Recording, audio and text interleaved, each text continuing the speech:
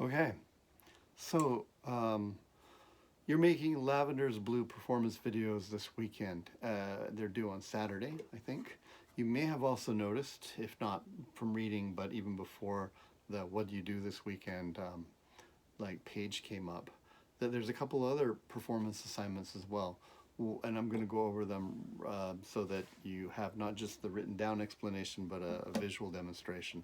The first one is to do page 1 of Counting Rhythms. It's the worksheet that's in goldenrod color that you did before, and we did a practice session of you strumming on this. You all did a quiz saying, yep, I did it, where it's like you go like 1, 2, 3, 4, 1, 2, 3, 4. So you're going to make a performance video of that exact thing, each of the lines on page 1. Now I will put up an answer key that you can double check to make sure that your countings are correct. And I'm going to demonstrate each one of them right now for you in this video. For this video to give you full points and to be correct, I need to see, of course, your hands. Not this hand so much, I mean it'll be there, but you're just going to mute the strings like this. But I need to see this hand so that I can see that you're using the finger strum like we've been talking about, like we practiced, and you're going down and up in the right time. Remember, if it's on the beat, it goes down. If it's on the end of the beat, it comes up. So if you're looking at, look at the very last line on the first page. It's a dotted quarter, then an eighth note, and then another dotted quarter and an eighth note. That is 1, 2, and 3, because the and is on, it's up, right? The second note is on the and like that. And you need to have an audible metronome in the thing right there. Here's mine right here. I'm going to put it on. Metronome set to 70. I think this is a manual one, can be set only to 72. Now, if you want to go through each one of these in order, like I did on the practice video for this, without stopping, you're welcome to, but that's not required at all. It's just faster. You do each line, okay? It's very important that you, first off, of course, get good control of this, and so practice. This is what this is making you do. But also that you learn to use the metronome as a tool. You know, it's a measurement tool. If you can't measure, then you're sort of guessing. If you're told to like make something that's 2 feet 3 inches long, you know, something, and measure it out and cut it out. If you're just eyeballing, you'll get close, but it won't ever be right, probably. And so metronome's the same kind of way. It's really important to measure. If you don't, it loses a lot of meaning. I mean, think about it like this. If you were bowling, you know, through a curtain and you could never see exactly how many pins you knocked down and how that happened, it wouldn't be a very interesting game, and you certainly couldn't get feedback on your mechanics. All right, enough said. So I'm going to go through Counting Rhythms, the one that we did, page 1. I'm going to demonstrate each one of these for you. I will put a brief pause between each line. You're going to do exactly the same video back, except you're going to have your metronome and not me as a reference, okay?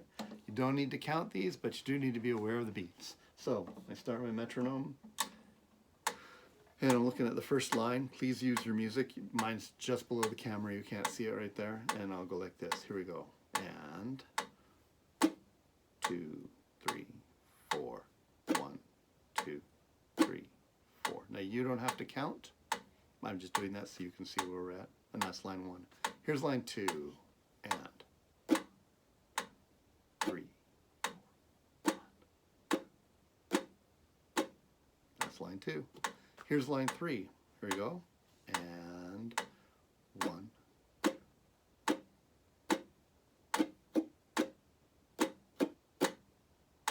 Okay. Here's line 4.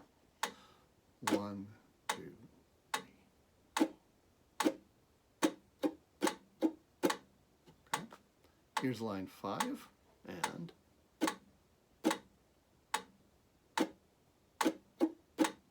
3, 4, and off. Here's line 6, I think it is.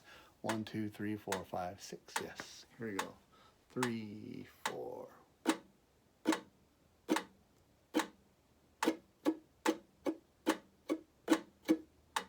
Notice that I didn't hit 1 at the end of that one. That would be incorrect because there is no 1. It goes 4 and stops. Okay? Here's line 7. 1, 2, 3, 4.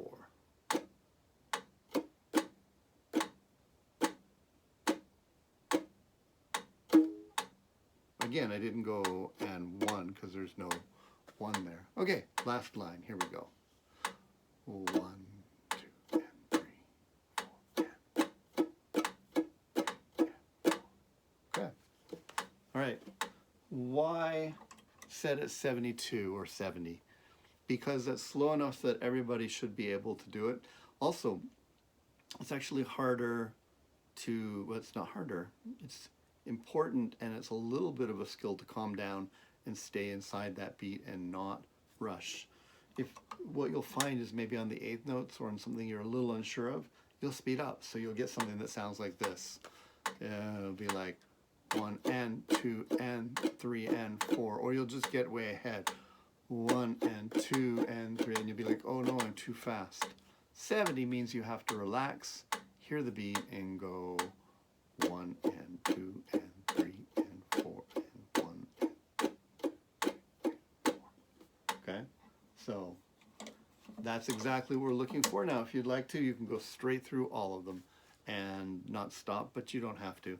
If you're doing a dry run like that and you make a mistake somewhere, just pause, go back to the beginning of the line, and go from there. Okay, but again, each one individually like that, and you'll submit that video.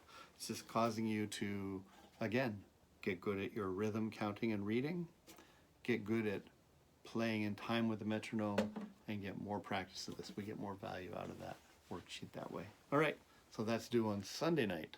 You can put it in sooner though, of course.